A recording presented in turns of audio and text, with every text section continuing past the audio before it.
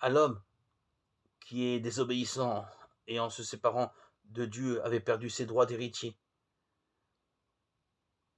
il redonne son statut de fils et de fille avec les prérogatives qui s'y rattachent.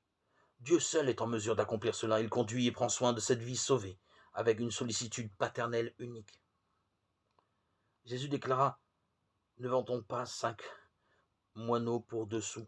Et pourtant, Dieu prend soin de chacun d'eux. Bien plus, même les cheveux de votre tête sont comptés. N'ayez aucune crainte, car vous avez plus de valeur que toute une volée de moineaux. Luc 12, 6. Si nous parlons de la paternité humaine pour en déduire à quoi ressemble Dieu le Père, nous nous retrouvons dans une impasse. Nous devons plutôt comparer toute paternité humaine à celle de Dieu qui nous a révélée avec Jésus. Nous venons d'examiner quelques exemples de nos représentations humaines erronées de la réalité divine.